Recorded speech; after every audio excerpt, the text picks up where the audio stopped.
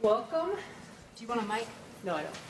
I'm from New York. I'm sure you can all hear me, right? My name is Carrie Willigan. I'm the Director of Career Services for the School of Business, and we are thrilled to have you here today for our Ask the Professional Entrepreneurship panel.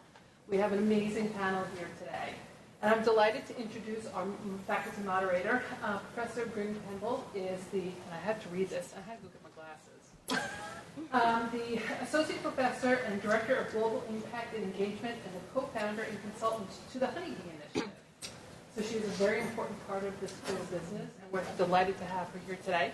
So I'm going to turn it over. Make sure you ask plenty of questions. These people are here to help and kind of share their information with you, so be sure to ask a lot of good questions. If I talk like this, can you hear me? Or is this better if I use the mic? Better with the mic? Fabulous. Okay, then I will use the mic. I am not a podium person, so I have to move along here. I would really like to be able to get to your questions because I imagine that you probably have some. But before I do, I want to ask one question of our panelists and then throw in maybe a couple, three more, and then we'll turn it over to you if that sounds agreeable. So the first thing I'm going to do is ask our panelists to introduce themselves by sharing sort of a brief, how did I get where I am today, and then what does the word entrepreneurship mean to me? So you can go in any order. You have our mic. Oh, I have your mic. Hi, you guys. My name is Sheila Hurling. I am at the Beck Center for Social Innovation, which is a center at Georgetown University, which focuses on, it's very student-led and focuses on research into financing for outcomes. So how does one start and finance impact companies and bring innovation through everything that you're doing? I'm recently there, just joined about a month ago from the Case Foundation, where I was for the last 3 years, which is the family foundation of Stephen Jean Case, who started AOL. And they're really focused on really democratizing entrepreneurship, so making it more accessible, particularly to women and entrepreneurs of color. I'm also on the advisory board here for the Center for Entrepreneurship, so I love spending time on this campus. I really do think you guys have some of the brightest ideas I've seen.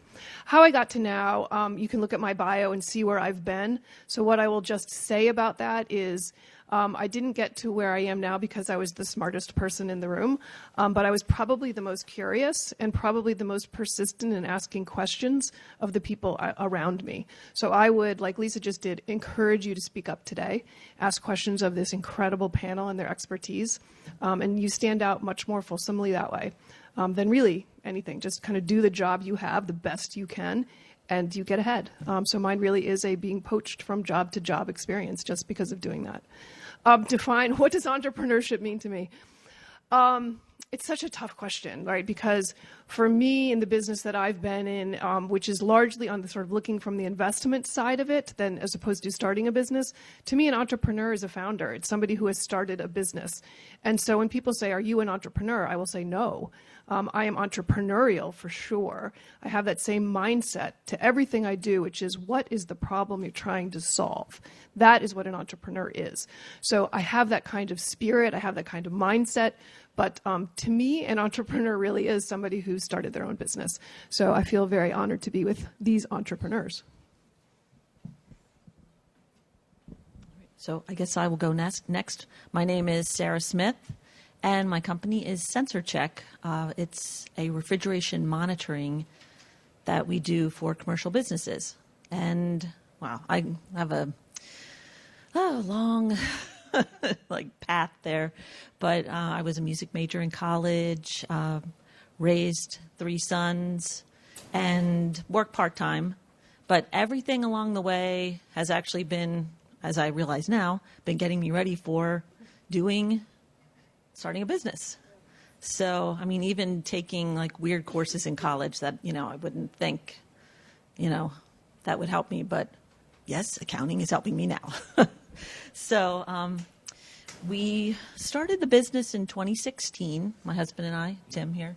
And it's been a journey and learning. And I just suggest, having mentors, don't try and do it by yourself. Talking to people, asking questions, and, you can learn from everybody and So, and I mean, I had all sorts of different part-time jobs along the way. So, I don't know, entrepreneurship. What does it mean to me? Just starting something new, helping people, that kind of thing. So, and I think he has a microphone. So. Yep. Hello, Tim Smith, the other half of SensorCheck. And I've been entrepreneurial my entire life, but I've been an entrepreneur when I've taken those entrepreneurial urges, those ideas, and acted upon them and gone on the journey to try to take them to fruition. And to me, that's what entrepreneurialism really is being able to figure out how to get something off the ground and then to take the journey. So what entrepreneurialism isn't, it doesn't necessarily mean you don't have a day job, because right now I have a day job. It doesn't necessarily mean you have, gone through funding or not. I mean, there's so many different ways to bootstrap and get your idea off the ground. It really is all about the journey. And SensorCheck is an entrepreneurial endeavor that actually came out of left field. I'm a technologist by training, and as I've pursued various ideas, I was part of the dot-com bubble. So back there, that was when I did my first startup. And there have been other startups and various exit strategies along the way. But this one really came out of being in the technology space, hearing about a problem, and being able to visualize a solution, and then take that solution from literally from a sketch pad to a real product, and then being able to build a business system around that product. And I'm so fortunate to have my wife, Sarah, and she is the president of SensorCheck. We've known each other since college, so we would have been sitting out there and talking to a panel back in the day. So let me stop there, and we'll keep going. Good afternoon. My name is Deshawn Robinson Chu. I am the founder and owner of SheEO LLC. It is where we empower the CEO and every girl to take steps towards business, leadership, and ownership. We do that through classes, camps, clubs, and coaching. So my business is a youth enrichment professional development company. That's the industry I am in. And so because I am trying to obtain some new resources that looks like an assistant who starts April 1st, you will not see my bio as I am juggling owning this business and raising 3 children. But my bio can be found at my last name, robinsonchu.com, and we want every girl to be a SheEO, and that's the website, beasheo.com. What does entrepreneurship mean to me? I tell the girls who come to our camps and classes who start at age 8, and we're actually launching this year little SheEOs, 5, 6, and 7, introductory camps and classes for little girls. And we tell them that your career path in life is either going to be employer or employee. Those are the 2 options. And for me, entrepreneurship is the foundation of the community because they will be the employers, and you will work as an employee for someone who owns a business. Or maybe the government, whose revenues depend heavily on business income and production. And so that is what it really what it means for me. But the reason I started along this path, why I want to encourage entrepreneurship in girls particularly, is because, like Tim, I've been an entrepreneur all of my life. And I don't know if any of you were younger and you like to sell and you like to speak, and there were things you were doing and people looked at you and said, she's or he's not the same as us. And they're doing some things we don't understand. And I was that child, which I found really interesting and ironic since I came from a family of entrepreneurs who didn't see the entrepreneurship in me. And so I wanted to touch as many girls as I could through this social enterprise that I have, and tell them you can do it too, and you are okay.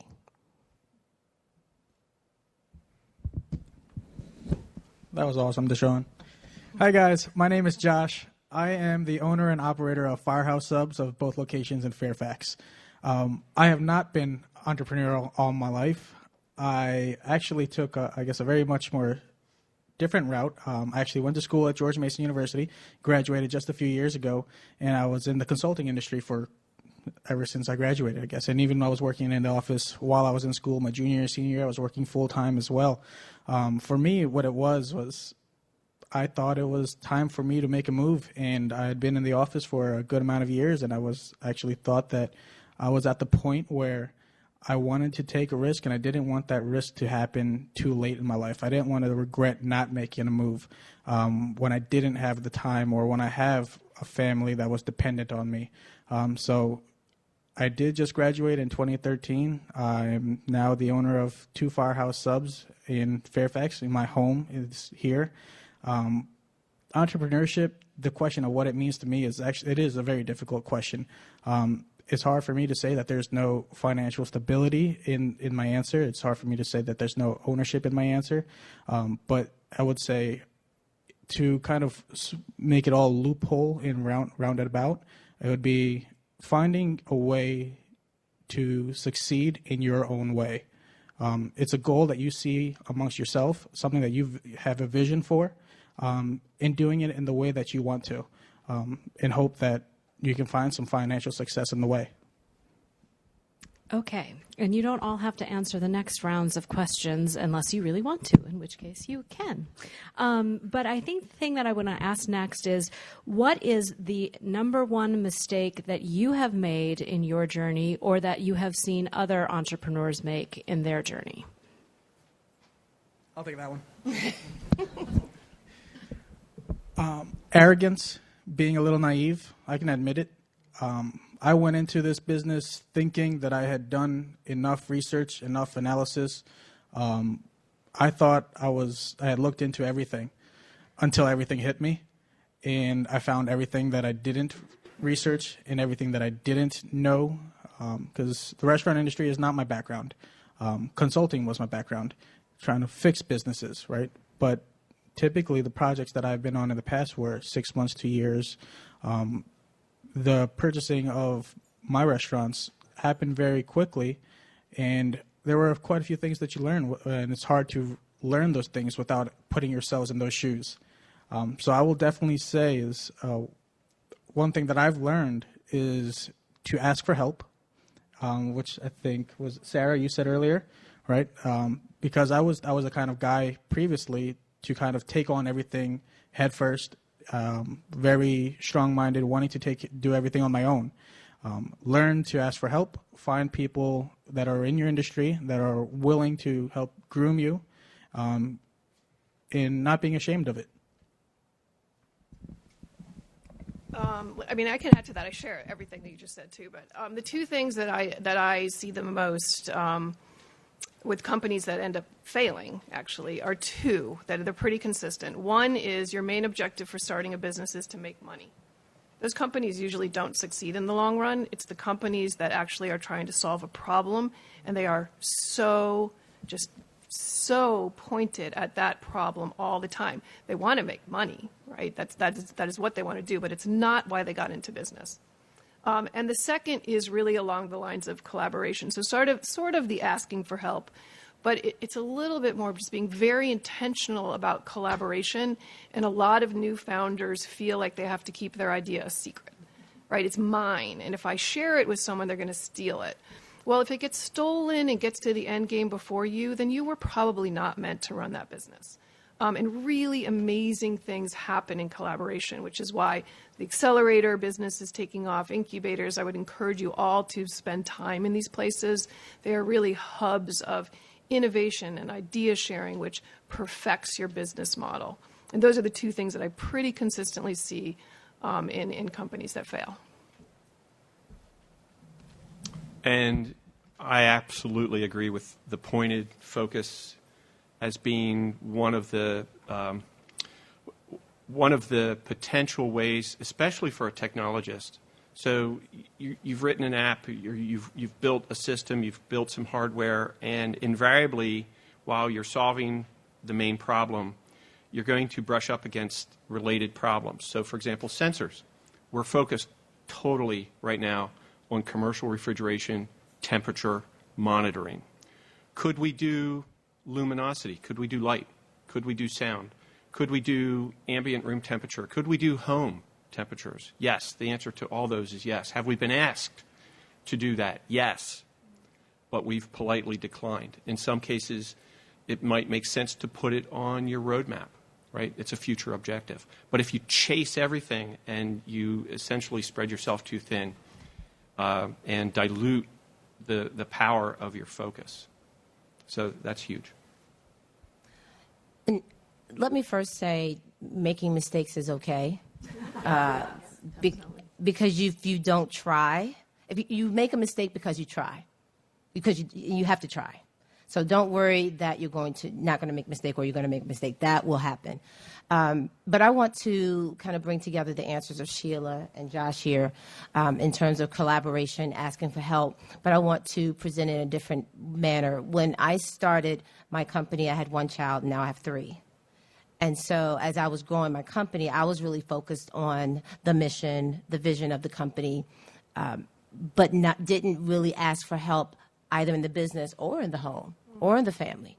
And I don't know if that's a situation. I'm also on the board here with the Women in Business Initiative at George Mason, and that seems to be an issue that women have, and it's something that comes up a lot with there's the National Association of Women Business Owners and some of the other circles, and I used to be director of the Women's Business Center. And so I was going for years not asking for help or not collaborating, thinking that I could do it all, not just in my business, but also at home and in my personal life. And I believe that kept my business from growing in a manner that I felt it could grow. But what I've tried not to do is beat myself up over it. We're still doing great work, but if I had to tell people the area where I've had the biggest challenge, that would be it. All right, last question I'm asking, so be thinking of the questions that you're going to ask. And I want to echo the mistake thing. Sheila, I told my class yesterday about you in class, but no, not about your big mistake. No, what I told the class was how important it is to make mistakes. And Sheila has been a mentor of mine for a few years now, and I was telling her about a vision that we were trying to implement at George Mason, and I said, gosh, I don't know if it's going to work. I said, I just sometimes feel like I'm going to fail. And her response was, do you remember what your response was? You said, I hope you do. I hope you do. And I was like, what?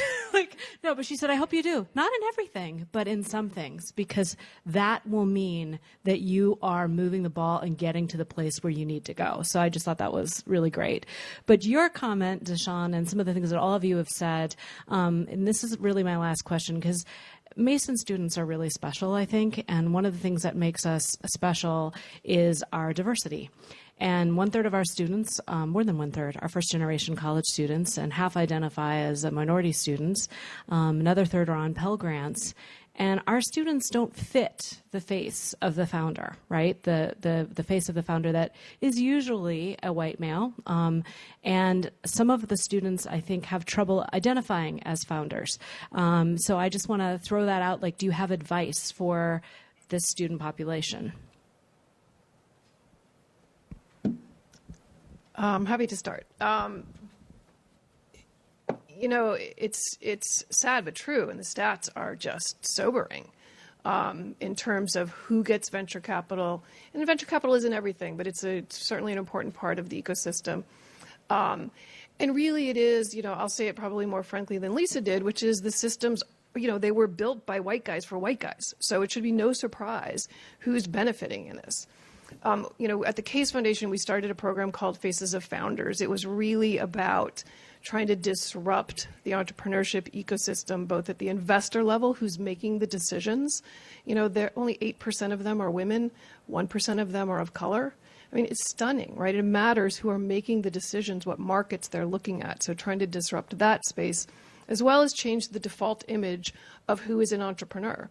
And that started because we sat at a computer and Googled successful entrepreneur 2 years ago, and it was a screen of white guys. It still is. Is it still? So, well, that's depressing. So anyway, we started this Faces of Founders. So it's really to disrupt, what is the default image that people get when somebody says the word entrepreneur? It's a super inaccessible word. And if you ask, founders of color, do they associate with this word? They will almost all say no. And that's because white guys have claimed it, right? Women increasingly are uncomfortable. Like, they don't want to, I don't know, am I an entrepreneur? Well, I've founded 3 companies. It's like, oh, yes, you're an entrepreneur. So it's really to change that system and disrupt that system. But I think what happens when you start looking at businesses and looking at investors who come from different backgrounds, whether it's diversity of geography, whether it's diversity of income, whether it's diversity of race or gender, is they see markets that others don't see. And these are profitable markets. And so really, I want very much to encourage all entrepreneurs from all places, races, and genders to start their own businesses. But I'm increasingly getting avid about who's making the decisions. And so really disrupting that investor base. Because I think that is going to break it apart. You realize when women are on the board of companies, more women are hired into management positions, and those companies make more money. When portfolio companies open up their books and they look at their female founders, they're outperforming their male performers, some of them up to 60%.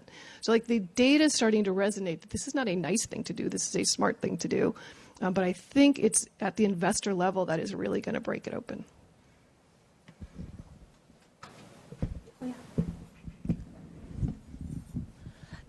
The advice that I would give is to find, and you mentioned it, find a mentor. And there's this ominous thought of what a mentor is, or that you think is someone who's you can't approach, or someone bigger and larger than life. All I would like you to do is find someone who, if you want to start a business, find someone who owns a business and just talk to them about your idea. It's very important with SheEO that the girls meet not only adult women who have businesses, but this week, for those of you who don't know, tomorrow is International Women's Day, and this month is Women's History Month. And so this week, we've been profiling on our social media, BSCEO.com, girls who own businesses. And we just started our coaching program for girls. And so it's important that you see yourself in someone else. And I say the first thing, and I mentor to college-age entrepreneurs who own business now. I would mentor as many people as I could, but I just don't have the time. But I say find someone who's doing what you want to do, that is own a business. Doesn't necessarily have to be in the same industry, but then they can tell you some of the stories on a regular basis that we're telling you right here on this panel.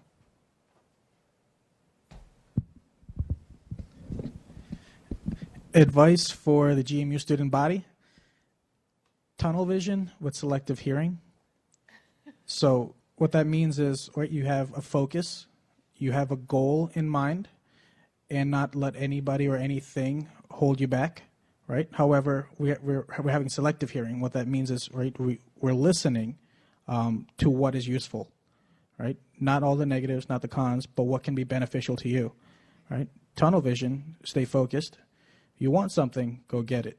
No one's going to get anything for you, right? No one's going to work for you unless you employ them, right? If it's your responsibility to get what you want. So that would be my specific advice. And right, typically when you have a goal, you just keep in mind there's a difference between a goal and a dream, right? A dream is, wanting something. And when you have a goal in mind, it's not the what. It has quite a few questions that start with the word how. How will I achieve this? How do I get myself to this point, right? So when you can answer those questions, it really lets you make that jump, right? Because anybody can ask themselves, what do I want to do? But once you get past the what you want to do, you have to answer questions, how do I get there? Stealing that. Tunnel vision with selective hearing. Excellent.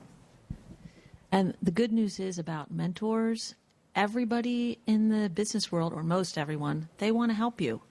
I mean, it's amazing. You would think that there's competition and, I don't want to help that person because then they'll... No, I mean, we're in a food incubator space. and they are just so happy to give us ideas and help us. So you just need to be able to ask and be brave.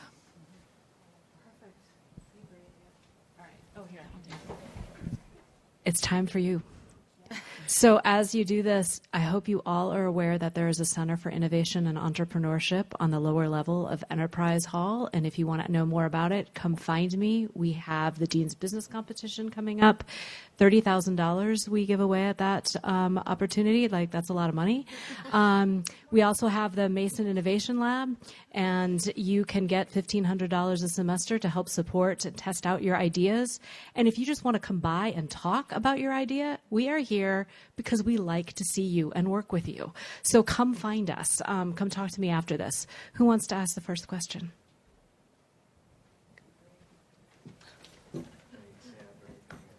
No? What, you want to stand up? You can. You can. You don't have to, but you can. I'll stand. Oh wow, this is loud. So first of all, thank you for your words of wisdom today and all the knowledge that you shared. For me, I almost fell. I would say my question is for you all as employers, and really for me as a student currently pursuing entrepreneurship as a minor. I often find myself questioning the value and the worth of pursuing this. I mean, how do you prepare for a career in entrepreneurship? You know, it's not like something like finance or marketing where you sort of go and you you go through classes that teach you how to think that way, how to work that way, and vice versa. So I guess my question is for you, what is the value that for you as employers that you see in someone who's pursuing this background in entrepreneurship?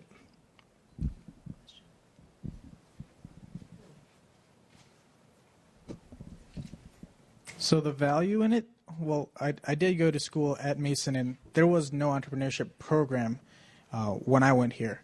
However, I can say now, for those of you guys that are here, I have a pretty good assumption that at some point in y'all's lives, you're going to want to go this route in entrepreneurship.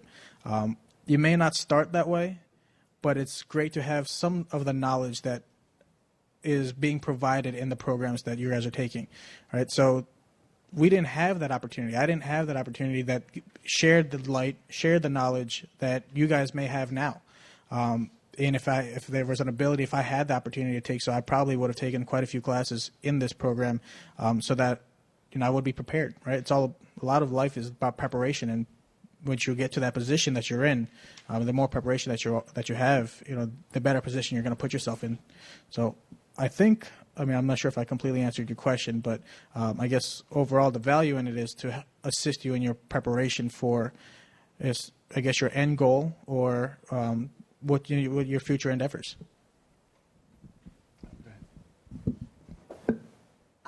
I'm happy to see more entrepreneurship programs on university and college campuses. One of the things that I hope you're finding value in the program is the mindset piece that can't be taught. An entrepreneurship program at its core and at its best should prepare you to have the mindset to do something that most people won't do, and to take the risks that most people won't take, and to work the hours that most people won't work. And so the business school teach you the theory and the fundamentals, and you're going to get that as well. But I would look at someone coming out of an entrepreneurship program as someone I could mentor to be a really successful entrepreneur, or someone I possibly could collaborate with to help. And I'm actually talking with a college student now to collaborate. She's doing something in a space that I'm not doing, that I'm not performing in. So we see you and your colleagues as future colleagues of ours. And hopefully you're getting that in your program, in addition to the fundamentals. The word mindset, I think, is so important because in a startup, there are so many different disciplines called upon, so many different core competencies or subject matters that you can't possibly be the master of all. But yet you will probably have to learn at least the rudiments of many areas that aren't part of your core interests or part of what you studied in college. And speaking for myself, as a technologist, software developer, propeller head kind of guy, selling is hard. And I'm having to learn how to sell. And that is part of being willing to be entrepreneurial, is to not only understand all of those various disciplines, but then being able to contribute to them and get over that hurdle. How am I doing with selling, by the way? She's my CEO. So yeah. Okay, so we didn't bring our Shark Tank pitch, but okay. Anyway. I don't want to eat up all the time with responses to one question, but I love the idea of mindset too, and I would say that for me, it's always looking at sort of an eclectic background, right? It's did you take philosophy and religion and play a musical instrument? Those people are super interesting. Their minds work in different ways. They're able to adapt, to bring different things in, and then almost always kind of the person who enjoys discomfort. Right, and that is my one singular piece of advice to everybody is if you are not feeling a little bit of discomfort, you are not pushing yourself hard enough. And really, really interesting things happen when you are willing to put yourself in uncomfortable situations. The biggest learning happens, the biggest breakthroughs happen, you meet people you didn't expect to meet. But you can pretty much tell, actually, by a person's resume pretty quickly who the safe ones are and who the kind of disruptors are. And I look at hundreds of them a day. So you sort of get an interesting wrap on that. So I would encourage you to just branch out, do a million things, particularly while you're in school, before the real world hits you. Who else has a question? Oops.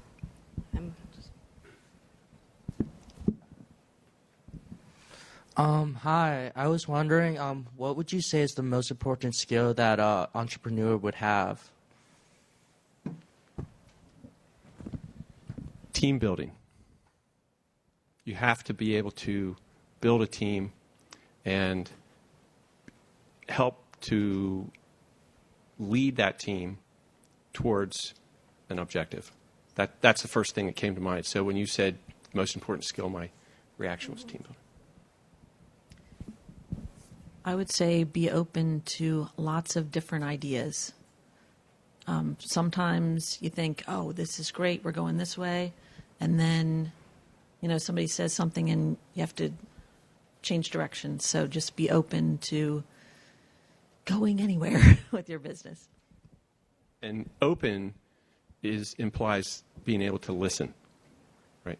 But listening, remember I mentioned about chasing other opportunities, right? Chasing rabbits. You still have to stay focused, so that's a balancing act. I heard a quote, by the way, the other night. We were at a networking event,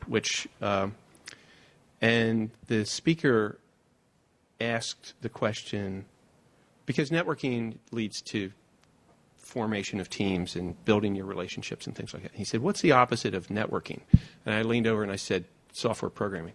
Because it's fairly isolated for the but that wasn't the answer. The answer was, he said, the opposite of networking is not working. And that's really insightful. So anyway, I thought I'd share that. For me, I would say flexibility. The only thing that's constant is change, and never more so than in the life of an entrepreneur. And so I would say the skill I would recommend that you have is flexibility. And I also want to add, if you're not entrepreneurial, that's okay. When I got started in this industry, I used to come home all excited and say I was going to change the world. And my husband looked over to me. He said, "If you change everybody, who's going to work for you?" I said, "Oh, that's a good point." So if you hear things up here that don't sound okay, that's all right. But flexibility. Next question. Oh, go ahead. I don't want. Willpower. That's it. Get yourself up in the morning. Get going. Right? There's just willpower. Getting yourself up every day is not easy. As early as you may need to, being up as late as you may need to, working those 12, 15, 16 more hour days you may not want to. Willpower. I don't want to cut you off either, Sheila. Do you have one that you want to say? No. I'd be an imposter. I'm not an entrepreneur. Oh, there we go. Okay. Yep. Hello. This is mostly like, how did you justify giving up job security? Mostly Joshua. To start your own business. Yeah, that's a great question. Okay. So, how do I give up job security? Most of my life, I may not have been entrepreneurial, but I've always been result oriented, right? I was the kind of person where I needed to do well and execute or perform, right? So I was, and I don't mean to sound overconfident, but I honestly feel like there's not too many people that work harder than I do. And that's the kind of mindset I would hope for most entrepreneurs, right? That's just my mindset is if somebody else is not going to work as hard as me, right? And I want to be the hardest working person in the room all the time. I'm definitely not the smartest person in the room, never have been. But I do know that I'm going to work my tail off. Like today I was up at 5 a.m. because I knew I was going to be at this panel today. And I set my meetings to be even earlier. And I got up, I was on my emails, on my computer, counting cash deposits, getting everything I needed to do done before I came here today, right? So how I could give up job security was I had achieved a lot of the goals that I had already set for myself. I wanted to do this. I accomplished that. My motivations have changed, right? When I was in school, when I first started working, my motivations were to get my parents out of the location they were living and get them up here to live with me, right? I took care of my family, and that's no longer a motivation for me, right? They're well off now, and now I have a different motivation. Now I want to do something that I find enjoyable. I set my own different goals to achieve. So I knew that I would be okay with the mindset that I have. After doing the research and the analysis that I've done, taking advantage of the opportunities in my area with the industry that I'm in, I won't allow myself to fail. That's the mindset that I have. And if I do fail in any way, it's nobody else's fault but mine. I take complete responsibility of everything that I do. So that's really mainly what it was for me was I don't think that there's anybody who works hard as me, so I'm very confident in what I'm doing and that I will succeed. Josh, could I ask you, do you have more job security now than you did as an employee? No. No? No, absolutely not. Okay. So I would have thought the opposite. No, I took over a business that had quite a bit of risk. I didn't build the store. I acquired a store that was doing poorly in sales. Right. So the idea was a project. I was tired of doing projects for the government or for another company. I wanted to do a project for myself. All right. So I took over a business that was not doing well and wanted to turn it around. So, and very specifically, I think someone earlier said if there's not a level of discomfort in you, you're not pushing yourself very hard. My lease ends at the end of the month, and we still have not established or finalized the negotiation. So there's a lot of discomfort that there's a chance that my business may actually close at the end of the month. But I'm very confident that I'm going to put myself in a position to process and move forward. There's a great book called The Cash Flow Quadrant, Robert Kiyosaki. And the book explores the pros and cons or the strengths and weaknesses of various models, in the employee model, the self-employed model, the business system owner model, the business owner model, and the investment model. And the answer is there's different risks, there's different levels of job security. Some of it is overstated. In other words, being an employee is secure in a sense, but it has certain risks inherent to it. Having your own business system that's in the progress of being stood up has its own risks that are inherent to it. So it really forces you to understand yourself and your own tolerance for risk as you gravitate towards or intentionally move towards one of those models. And we all end up in a model, right? By default, it's usually as an employee. And it's when we challenge that default that we open the door to the entrepreneurial journey which is deliberate, intentional, goal-driven, risky, has its own risks, uncomfortable, and ultimately leads to something that you may not even have a complete visualization of what it's going to be in 3 or 5 years. Yeah.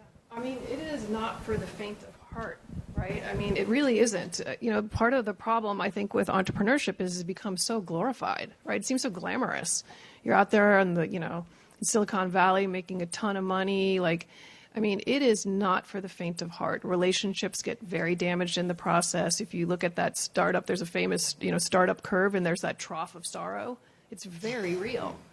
And so really it is tough. And I love a lot of what you were talking about risk tolerance. Entrepreneurship isn't for everyone. But I do think you are the classic example. Almost everybody has a full-time job, and they have this idea for a startup, and they try to pursue it part-time when they can. It's really hard to do. And I think we've all had great ideas for startups, but what distinguishes the entrepreneur is the jump, right? The jump to fully vested trying to make that thing work. And, most of them don't. So, lots of first times fail, but it's the learning from that failure that goes on to the next one. The jump is so hard, right? I never did it. I got a million ideas for a business. And I kept with security, right? I kept with all these things that keep us in positions, hopefully still helping the ecosystem, but I haven't had the courage enough to jump. And so really, but you are the classic example of how startups start. So I hope you take the jump. We need you. Can I add also one more thing? It's a lot easier to do something risky if you are so passionate about it. And I know you all think that's so cliche. That's what everybody says. But it is true. And I often go to Tyler Perry. Anybody familiar with Tyler Perry? He lived out of his car. He was homeless. But he felt he was so passionate about what he wanted to do, and he knew it was going to work. And he outworked everybody that he was willing to make a temporary sacrifice.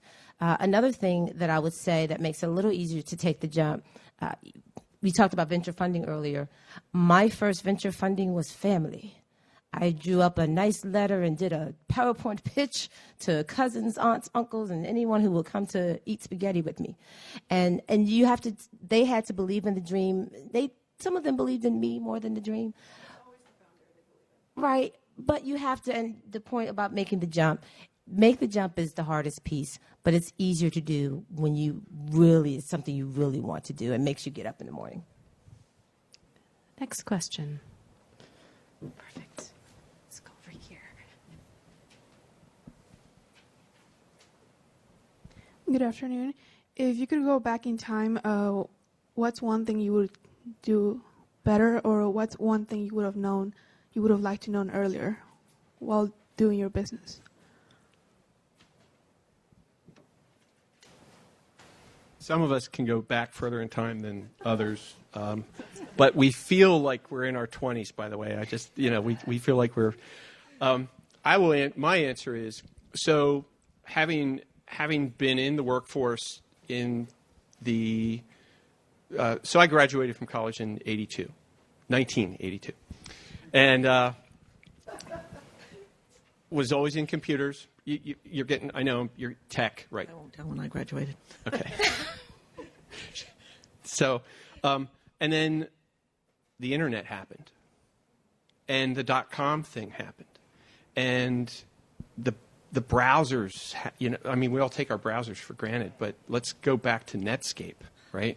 And things that were and it was so much fun and so cool. And I was fortunate to be in a company that was doing some web-based things, but at the same time, I had all these ideas, and I did not pursue them at that time because of my own personal risk profile, my own risk-averse sort of circumstances.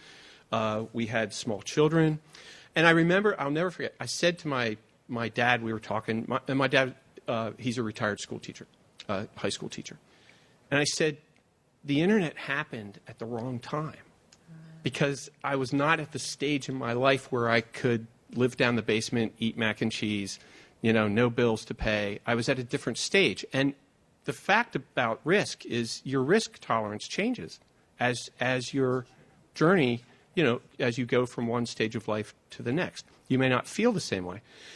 So that's my answer, is to have maybe pursued those ideas or figured out a way to get those ideas off the ground back in the day.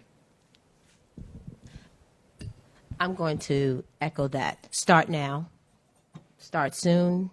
Do as much as you can. Live in the basement, eat the mac and cheese, the ramen noodles, do what you need to do. Because you're absolutely right. I told you when I started my business, I had one child, and now I have 3. And I was growing a business and growing a family at the same time. It was challenging. And the thing that made it even more challenging is that there weren't people around me who were doing the same thing. So I had no one to talk to. I had no one to share and get any sort of support from.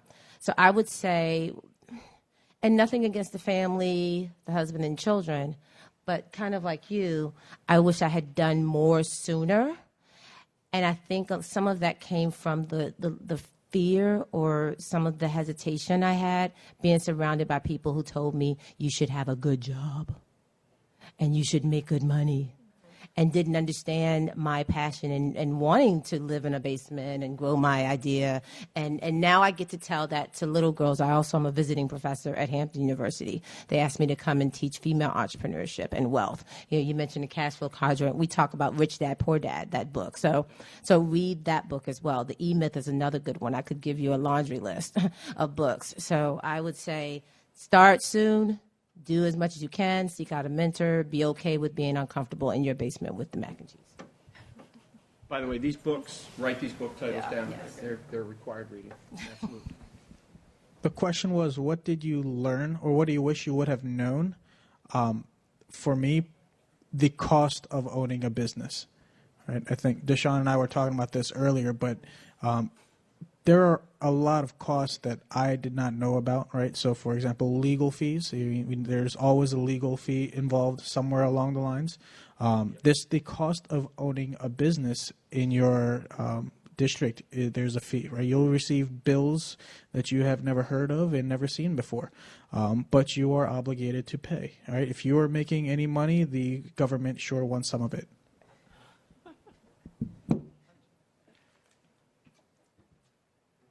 Yeah, go. Yeah. Okay, so my question is more for Sheila. So you mentioned earlier about wanting to see more diversity in terms of investors and at that level. So for someone who is a minority and has a goal to eventually achieve, that level, what advice would you give to kind of start and hopefully end up there? Yeah, I mean, I think it's a lot of what you've heard about here, and sort of my advice is to spend time networking, right? So talk to me before I leave. Don't let me get out that door, right? All panelists typically will want to get out that door. I'll be here. So it really is a lot about networking, working your way into internships. I do think that given sort of the sexual harassment breaks in the big investment firms in Silicon Valley, that the needle's going to shift, right? Partly maybe for PR reasons, cover reasons, but partly because the data is showing that diverse investors are seeing markets that the classic investor is overlooking, is not seeing. And these companies are making a tremendous amount of money, right? They wouldn't have been seen by the typical white guy investor. They wouldn't. They were overlooked. I also think, and I'd love for you guys to help me think through this, but, I've been struggling with this blog in my head about, we can spend a lot of time trying to convince the establishment to do better, to diversify. But most social movements don't convince people in power to change behavior. They create something new. And so what I have my eye on is funding, getting funding around new investing companies. And you have some, right? So you have Backstage Capital, which is a black female investor. You have Brava Investments, which is a Latina funded. You just have these new investment firms, kind of cropping up that are finding these deals and proving the point that actually they're outperforming. And so that's what I have my eye on. So I encourage you to definitely network and get into some of the established investment firms, learn the business. But more than that, I'd encourage you to get that and start your own. I'm happy to talk to you afterwards. Okay, I haven't been cut off yet. So do we have another question?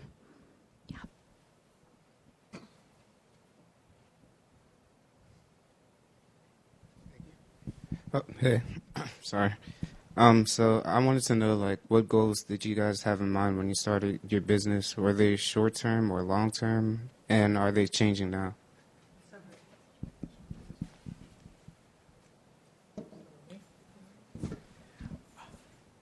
So, as far as expectation goes, I did not anticipate being profitable for at least a year. I knew that there was going to be quite the investment of renovations, brand awareness, marketing. There was a lot that I knew going in that there was going to be year one, I was going to have more expenses than there should be in year two and then in year three. So goal-wise for me, I guess it's kind of important, right? For as opposed to just constantly putting your head down and working, sometimes you got to lift your head up and see what's going on around you, right? And how you can build your platform. So for me, I think for year one was to bring brand awareness to my community, to my area, right? So, for example, one thing that I've really worked on is catering, right? My store, one of my biggest commercial stores is the Fair Oaks area, right? So I operate two different stores, one in the Fairfax City area and one in Fair Oaks area. The Fair Oaks area is a lot more commercialized. It has a more big companies like Boeing, your General Dynamics, and so large multimillionaire companies. My goal was to build my catering platform, right? So I know a lot of being in the industry beforehand in the office every day. I know that these companies typically cater lunches every single day. And what I did was walk into almost every one of those buildings in Fair Lakes and introduced myself and told them about the opportunities that we can provide. So that was at that stage. And after I had walked through every single building, I found myself into other goals. And there's always different goals that you kind of set depending on which business and which industry you're in. But expectations and goals should constantly be changing.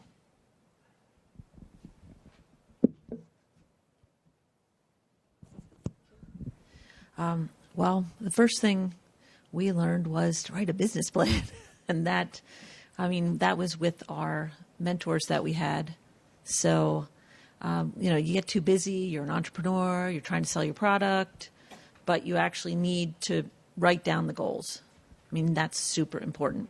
And see it on paper. What's the financial, what all do you have to go through? What are your costs? So, we just are working through all that, and the goals are changing. Actually, our customer base changed from we thought we were just going to be restaurants, and now we're realizing warehouses have the greater loss with food, and so they might need our product more. And that changes how we market and how we build the product. Right. Yeah. No, I think it's milestones to track progress, and those milestones can change over time. But so you have a 1-year plan, maybe for us at most a 3-year plan at this point, and then just tracking actuals against projections to know how you're doing.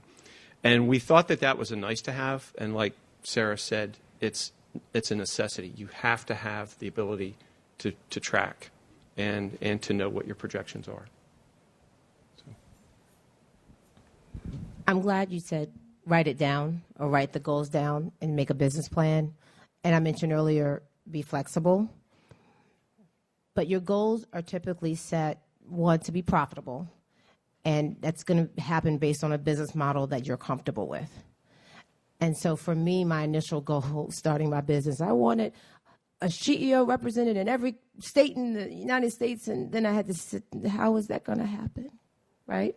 And so I had to look at the business model and how it was going to expand. And more importantly, what I was comfortable with based on the resources I had and the mission I had established. So before we even get to goals, what is the mission? What problem are you trying to solve? What vision do you see for that? And then you set goals that both allow you to meet profitability within a business model or structure that you're comfortable with and understand. And then as you grow, those goals will change. And then you may need to collaborate once you get past your comfort zone and once your resources are exhausted. Does anybody else have a question?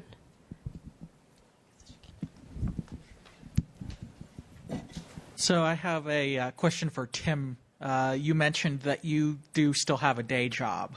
And so I was wondering how you split your time and energy between your normal 9 to 5 and your entrepreneurial business.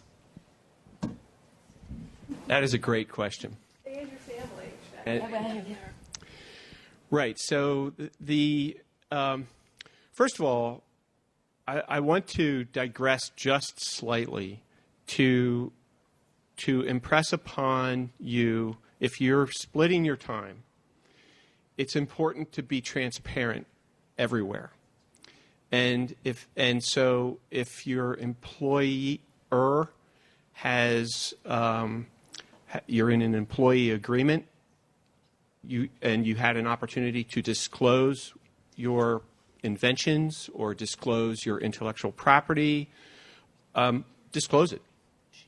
The worst they can do is ask you about it and say, well, is this going to be a competitive, conflict or some sort of, and so be just totally an open book about that type of thing. And then hold yourself to a standard where you are giving your day job 100%, and because that's what's paying the bills, right? That has to be viable. And they deserve nothing less, right? That's why you are an employee, right? You're in that quadrant. Remember the cash flow quadrant. Well, you haven't read the book yet, but read the book, cash flow quadrant, employee. You're trying to build a bridge to be a business owner, and believe it or not, your employer will appreciate more than likely the fact that that's what you consider to be part of your journey. And that could actually open up doors in your day job because they get it. You're thinking differently than the rest of the employees. So I've meandered in my answer, but the answer is to be absolutely disciplined in maintaining integrity in both environments and being transparent.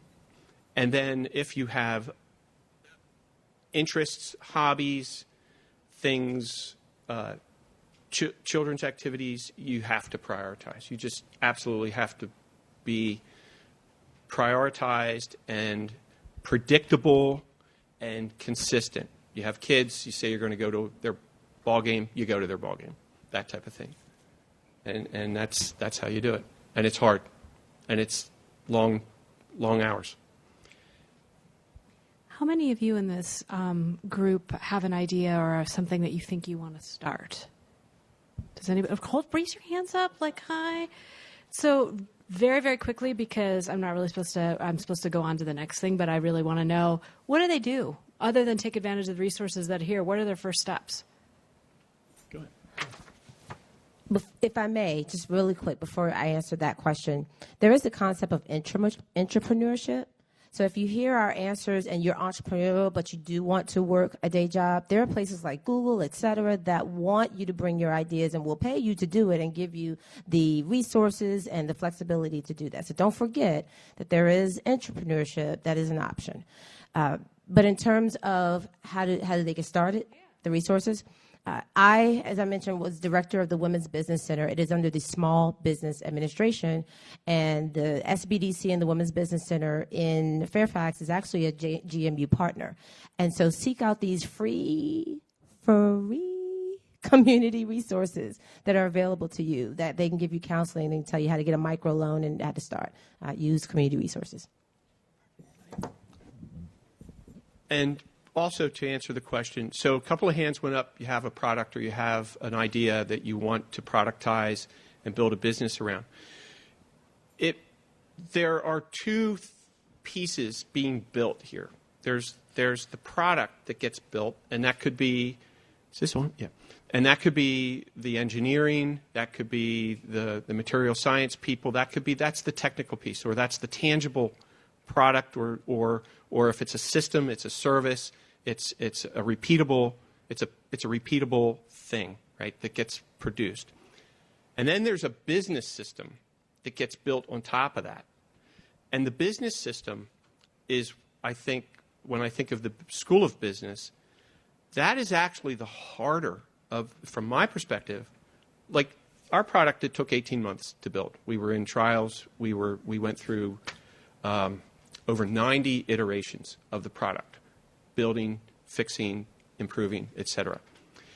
Building the business system that allows us to grow the product into a business and then the business to become an entity that stands on its own two feet and runs. And, of course, we're still part of it, but we hire and et cetera, so forth. That's the bigger piece of this. And so I was going to ask anyway, how on campus, how do the engineers find their business partnerships, and how do the business people who know how to build the business, or at least have studied it, you may not have done it firsthand, but you know all of you know what the framework looks like, you know what the pillars are. How do you find the product that you're going to build the business around? That's the collaboration part. That's the collaboration teamwork part, yeah. Yeah. Are you asking that as a question? I think I am. Okay. Or it could be rhetorical. Yeah. Yeah, no, what I would say to you really quickly is that I would say that you come to the Center for Innovation and Entrepreneurship because that is a hub for everybody at campus, regardless of major. And we get engineers, we get artists, we get philosophers, we get scientists, we get people interested in data analytics. We get a lot of people. What I want to do right now is we are fortunate to have 2 additional entrepreneurs with us in the audience, and one of them I understand, and this is Valerie Meal. Am I saying your last name correctly? Okay. And Bennett Whitlock, and Bennett is going to talk to us about Centrifuge, yes? Okay. Just for a minute. So come on up, and then, yeah. Good afternoon. So I would actually say I'm a bit of a serial entrepreneur. I have several different businesses that I'm responsible for. But one of the things I heard several people talk about were incubators or accelerators. One of the businesses that I own is called the Centrifuge. And is anybody familiar with WeWork? WeWork is a co-working space. Centrifuge is a co-working space. These are places where you can actually go to. There are low cost. They're business memberships. And you're with like-minded professionals. You have questions. There's somebody beside you that's probably going through the same thing you're going through. The Centrifuge actually offers several different programs. We have a program coming up in 6 weeks called Lab, which is Launch a Business. Which is a 10-week course. You learn about marketing. You learn about entities. You learn about what type of company should I be, an S Corp, a C Corp, an LLC, marketing, web design, how to promote your business. So from an entrepreneur, speaking to entrepreneurs, the problem that we are looking to solve with the co-working space is to provide businesses that are looking to grow, that don't necessarily want to be at McDonald's or Starbucks, that want to be in a professional environment, to have that opportunity at a much lower cost than trying to go out and get your own office or your own space to work in. One of the programs, and I'd encourage you to, if you have the time, if you have a Wednesday morning, one of the groups that we have actually meet at the Centrifuge is called 1 Million Cups. It's actually through the Coffin Foundation, which is an entrepreneurial foundation. You have 20 to 30 business owners in there or people that are looking to start businesses. It's a high-performance group. You get to ask questions of the folks that are in there and basically just tap into the knowledge that's available. So if you get tired of eating the ramen noodles, the mac and cheese in the basement, you're looking to be around people with innovative ideas, the Centrifuge could be a platform for you for that. And I actually have day passes, so if you're interested afterwards, just see me, and I've got some day passes that you can use. Thank you. And if you guys want to receive the email newsletter for 1 Million Cups, it's sort of a mastermind session, and you will be able to, you'll absorb all sorts of knowledge just being in the audience. But I'm one of the organizers for the Prince William group, and I will put you on the email. I get the newsletter. It's wonderful. Yeah, it's a wonderful newsletter. So let's give, I mean, nothing happens. These panelists are here, and you just heard Joshua's getting up at 5 a.m. so that he can come here today, but they have given up a valuable part of their day to be here because none of us has gotten where we are without people like these people who are here today. So can you please give them a very warm round of applause and thanks.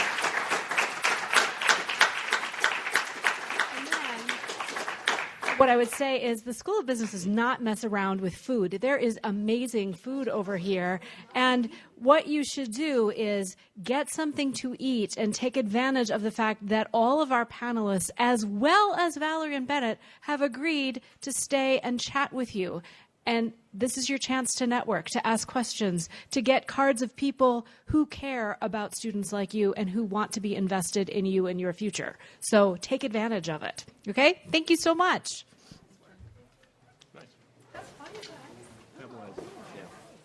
Okay.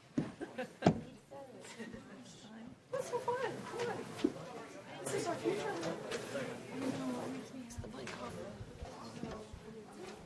Josh, I wrote your definition of entrepreneurialism down. That was great. Yeah. Oh, it was finding a way to succeed in your what? Yeah. He's going to do a quote book. I know. I kept standing next to quote books on her shoes. Yes, right. And I was wondering, like, I'm not a entrepreneur major. I'm a marketing major, and I was just wondering. a marketing major. Yeah, I was wondering how do you market your business? And, like, how would I some advice for me to like get into the like marketing? So you said you're marketing business. Yeah. So you will probably because you can't market your business, you won't have a job, right? And here it comes right now, right in front of your face. To the right. So for me, it's kind of interesting because we work with girls. All right, how you doing? Like their parents are Sorry. Coming up to talk. He is not letting you escape, so I'm leaving. I have to and then figure out how they use it. Help some parents here a little bit. Don't forget my kids in school. So that's the way I market my business at first. And I wasn't doing that initially.